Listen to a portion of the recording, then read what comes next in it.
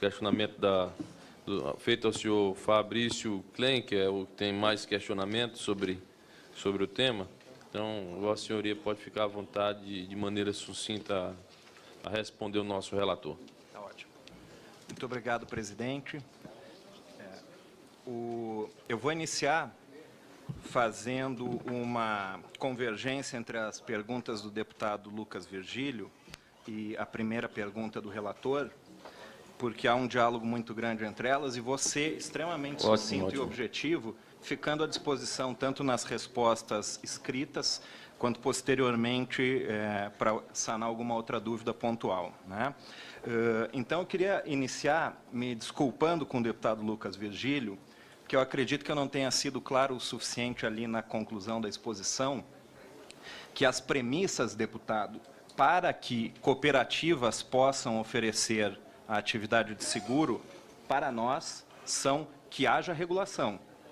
Tal qual a regulação das cooperativas de crédito pelo Banco Central, nós entendemos que, em havendo a possibilidade de as cooperativas ofertarem seguros, elas devem, ponto 1, se adequar à lei de 1971, seguir todo aquele catálogo principiológico do cooperativismo, e ponto 2, devem ser reguladas. A regulação, algumas das perguntas aqui, elas dialogam, então, né, a regulação ela deve ser, na nossa concepção, deputado, uma regulação adequada ao modelo do cooperativismo, né? Pegando o caso do que ocorreu no Banco Central, o Banco Central hoje, basicamente, ele tem um seccionamento entre instituições financeiras e cooperativas de crédito.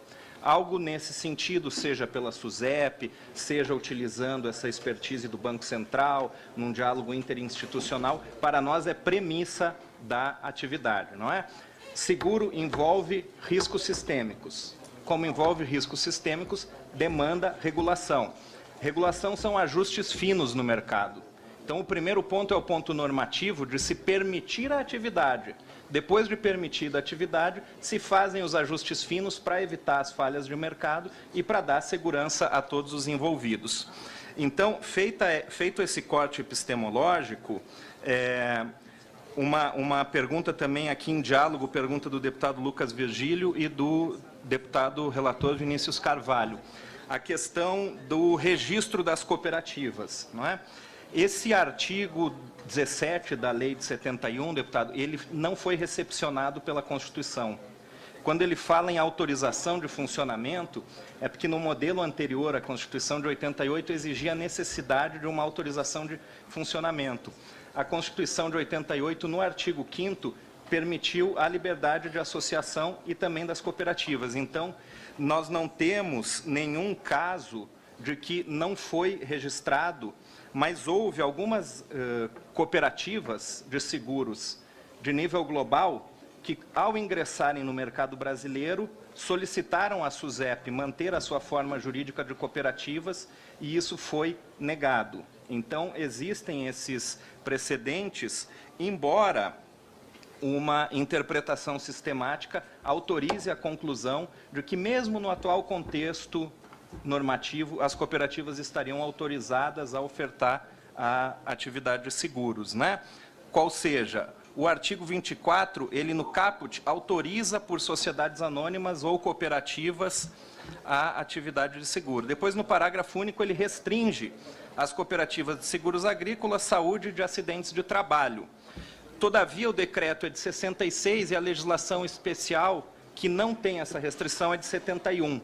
Além disso, a Constituição Econômica assegura a livre iniciativa como um dos seus fundamentos e, como princípios, a livre concorrência, né, e a propriedade privada. Então, numa interpretação sistemática do ordenamento jurídico, até mesmo seria possível sustentar a conclusão de que as cooperativas hoje podem ofertar a atividade de seguros. Todavia, as cooperativas, embora não tenham esse registro num órgão de controle federal, elas formalizam o seu registro junto ao sistema OCB, o qual faz uma verificação da regularidade dela quanto aos princípios e requisitos do cooperativismo, que são globais. A OCB, nessa inscrição, ela tem ramos. são 13 ramos listados, e não existe hoje o ramo de seguros. Portanto, deputado Vinícius, a primeira pergunta, quantas cooperativas existem registradas na OCB ofertando seguros, a resposta é 0. Nós não temos hoje no Brasil nenhuma cooperativa ofertando seguros e que esteja inscrita regularmente na OCB. Nós temos uma figura um pouco híbrida, que é a Seguros Unimed. A Seguros Unimed foi um conjunto de cooperativas que se reuniu e fundou uma sociedade anônima, porque é o que a legislação mais evidentemente permite. Então, a Seguros Unimed, que inclusive é a única entidade brasileira filiada ao ICMIF, ela é uma sociedade anônima de propriedade cooperativa. Ela não é uma sociedade cooperativa, tem essa minúcia.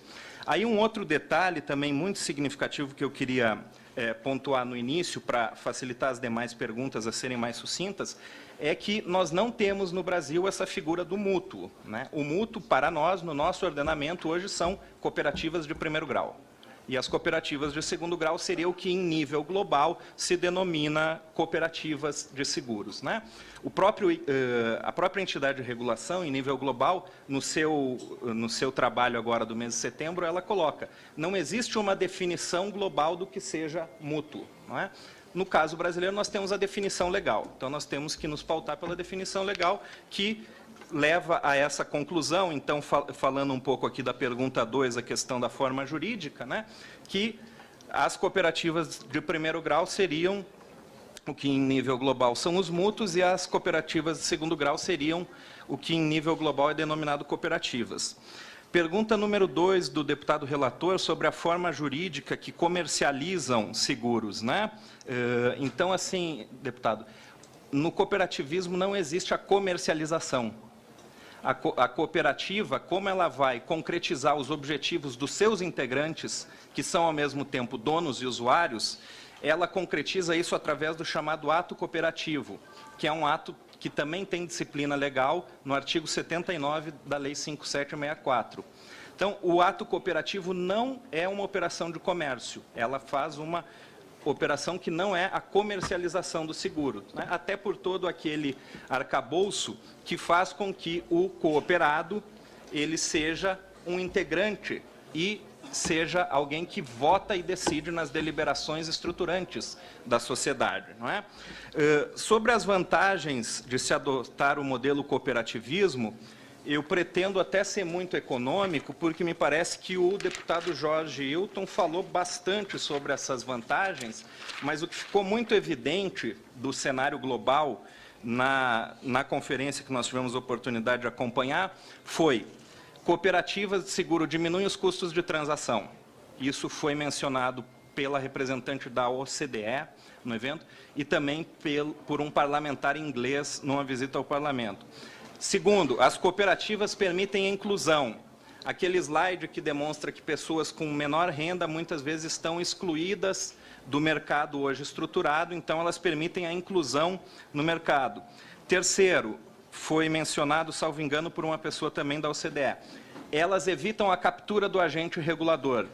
Por que elas evitam a captura do agente regulador? Porque elas fazem uma diversificação no mercado, que deixa de ser um mercado no qual, isso é legítimo, não é nenhuma crítica, no qual o gestor tem aqui, a cada X tempo, entregar lucros para os seus acionistas. Na cooperativa não existe a preocupação de a cada X tempo integrar lucro aos seus acionistas. Logo, não existe um cronograma financeiro que tenha isso como prioridade. A assistência ao seu cooperado vai ser a prioridade. Dentro disso, as cooperativas diversificam o mercado. O que aconteceu no caso dos Estados Unidos, pós a crise de 2008? Muitas das pessoas migraram dos bancos para cooperativas de crédito. Isso foi um movimento muito assintoso e muito perceptível. Ou seja, é benéfico para um mercado de livre concorrência se ter outras formas jurídicas, além de uma apenas permitida pela legislação. Não é? Quanto à pergunta do deputado relator sobre as cooperativas de crédito terem a possibilidade de comercializar seguros ou não. Hoje, pelo Decreto-Lei de 66, nós temos uma vedação. O Decreto-Lei exige que a sociedade que transaciona seguros exerça apenas essa atividade. Seria, eventualmente, sinérgico se ter alguma ampliação, mas hoje tem uma restrição no decreto quanto a essa questão da natureza jurídica. A pergunta sobre reservas e provisões, o fundo garantidor no próprio projeto-lei, né, a supervisão pela SUSEP, eu já mencionei. Então, as cooperativas têm, por força da lei, alguns fundos compulsórios de reserva, mas elas podem livremente pactuar outros fundos, e a regulação pode também fazer esses ajustes finos sobre os fundos garantidores e provisionamentos, não é?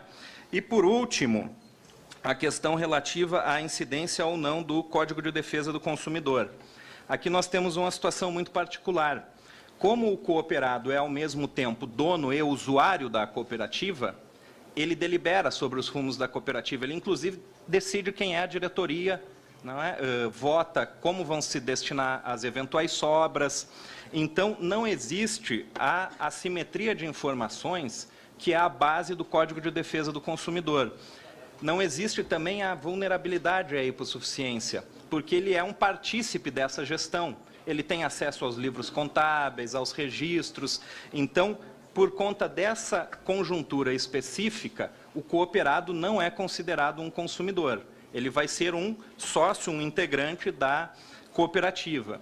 A cooperativa vai ter a sua estrutura de governança, então em ampliando o mercado, vai fazer um primeiro momento de regulação, que é a ampliação do mercado, e por não ter essa simetria de informações, ela não se sujeita ao Código de Defesa do Consumidor.